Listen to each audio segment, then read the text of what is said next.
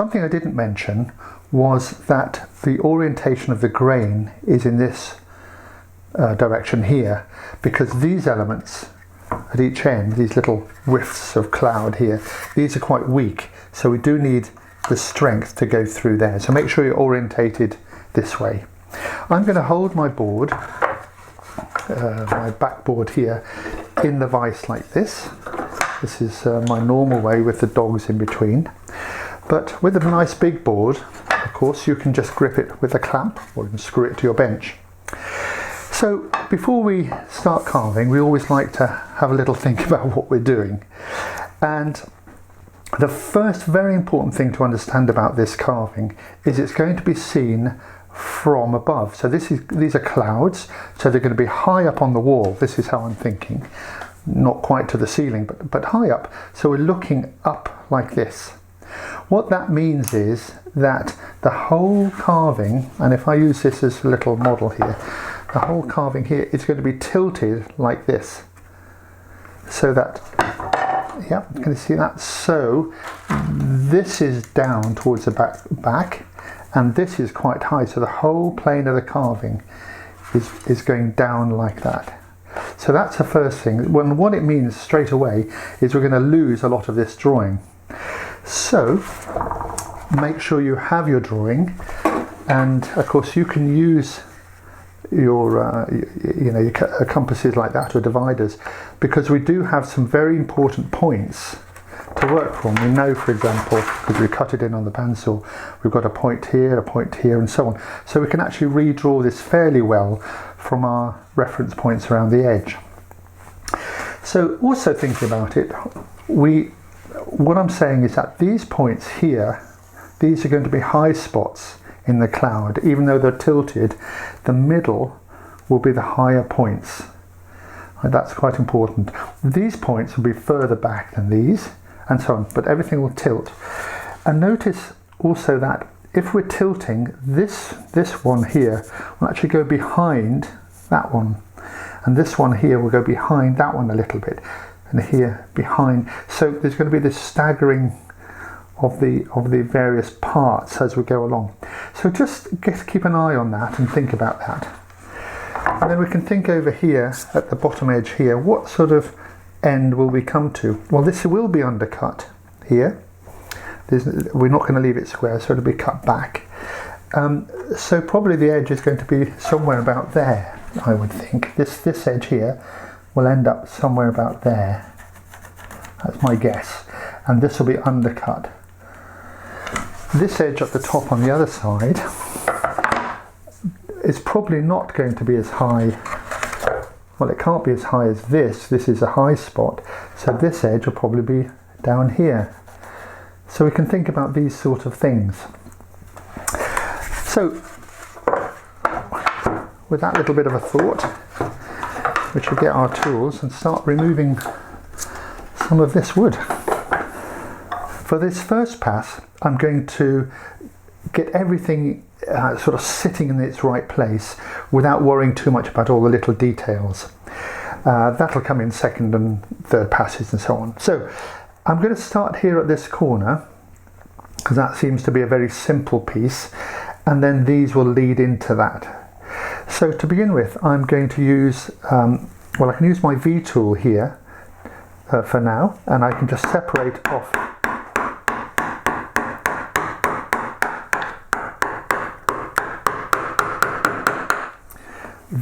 this part, and also so that I know what's going on, I'm going to run around the edge here.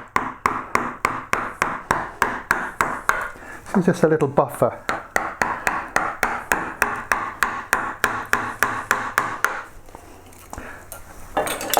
And then I'm going to start taking this down here.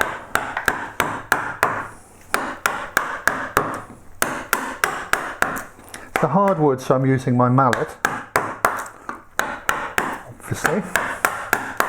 But if this was a softer wood, you might be able to do this by hand. And it's going to come all the way down.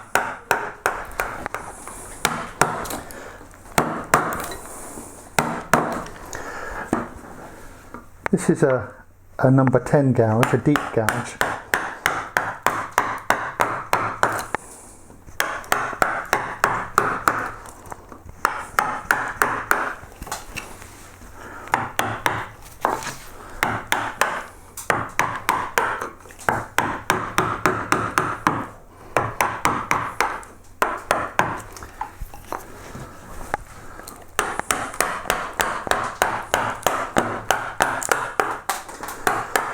I'm gradually working that back, leaving the second edge, if you like.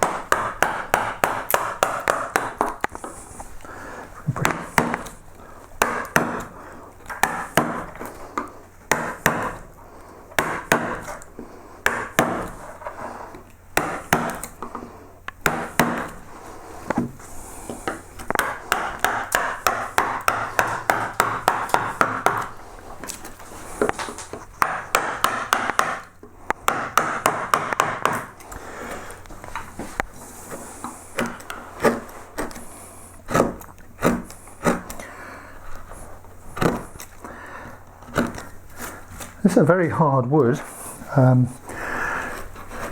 It's what I think would be best, but you might like to try this in an easier wood such as lime, or a light coloured wood like sycamore, maple, that sort of thing.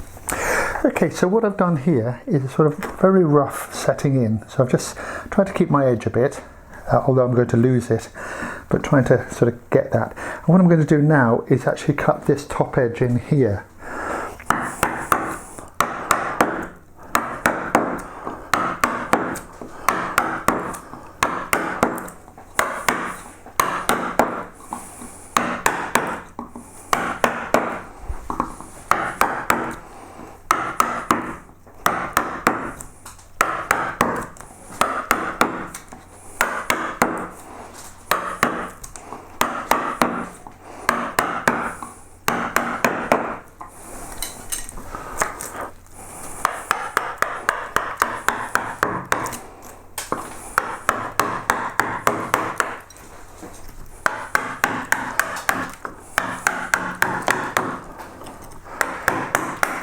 Again, you must bear in mind that although I'm sloping out here, this will be undercut into this one. Yeah, so that keep an eye on all this. Anyway, so once if I start getting this back, I'm going to do the same here. Start running this around.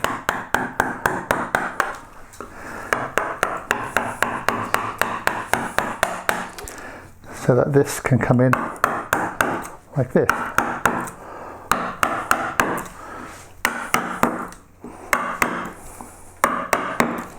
So it's like a double-edged, not double-edged, but so I'm looking for a continuous curve that's going to come all the way around here. So at the moment, just start these like this, and then this one too. One thing I really like about this design that I think is wonderful to carve is that, I don't know if you can see this, but there's a natural point where the tool comes in and creates a sort of scalloped effect, and I think that's something that really influenced the designers, the original carvers of this. It's very much a carving shape. This isn't right, this needs to come down. So again, so this is probably fairly high, but let's take a bit of that down. Losing my paper, but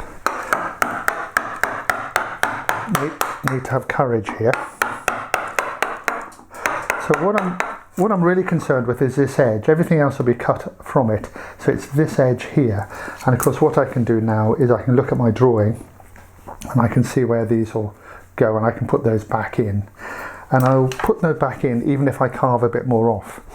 So we've got something going on like this all the way around, so that'll do for a moment. So let's look at this one, move back one, and again I would separate this off from the next one, and that's all around here. Although these two butt each other, so that's going to be interesting. And then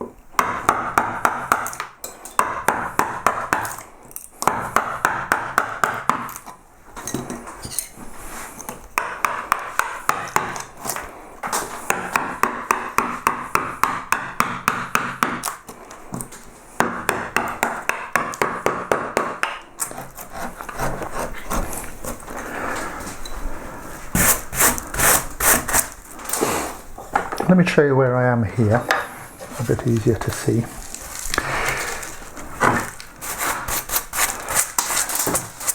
Okay, so I've redrawn that line in. This is all still far too flat. This will need to go back and so on, but you can see I've got one here and so on. And what I'm going to do now is continue with this bit over here and this bit back here. There is a sort of a cloud part here, petal as I'm calling it, at the back here, which is a sort of filler, which is a quite nice little feature. I would say though, a couple of things. This oak, as I carve these edges and as I put my hand on it, this is very rough on this part of my hand. It's scuffing it up, and although I have fairly tough hands, that can start to cut things, cut my palm. The other thing, can you see this colour? This is oak reacting with the perspiration on my hand to produce this brown colour, which transfers to the wood. So to keep it clean and to protect my hand, I'm going to go for my good old carving glove, which is this one here. There it is, and you'll see that I've cut off these two little bits so that I can still feel everything, but this will protect this part of my hand and stop the perspiration rubbing on the wood. So protecting my hands, I'm going to put this back and then I'm going to start working exactly as before, just sorting out what's going on in the big picture.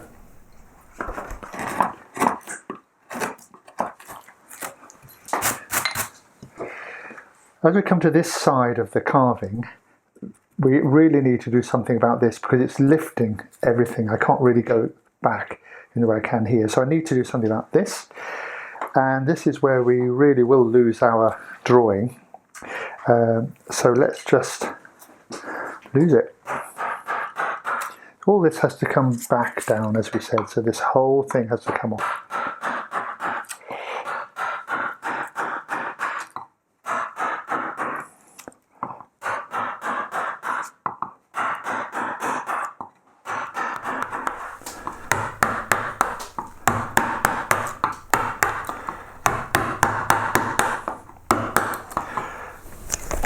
So when I'm fairly well down here, what I'm going to do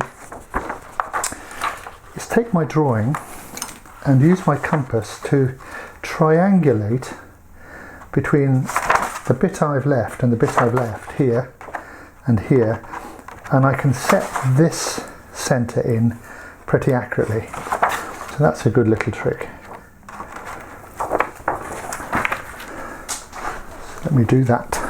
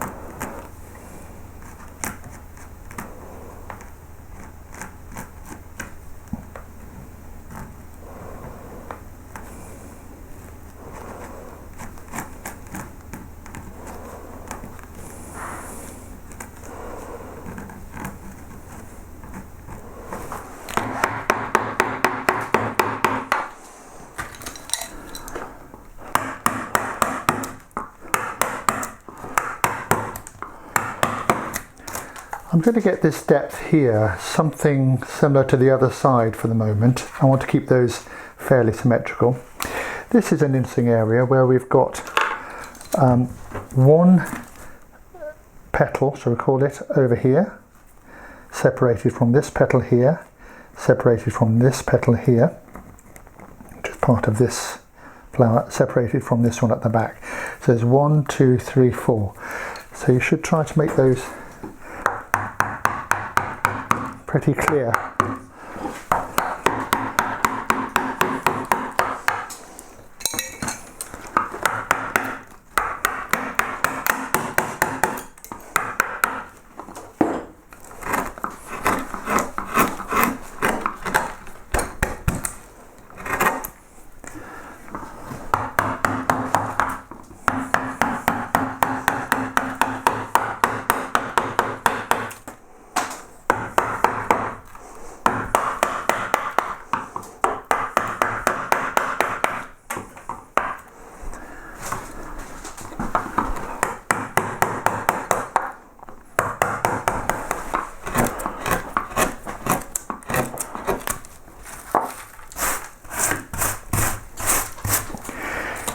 Let's have a look at it.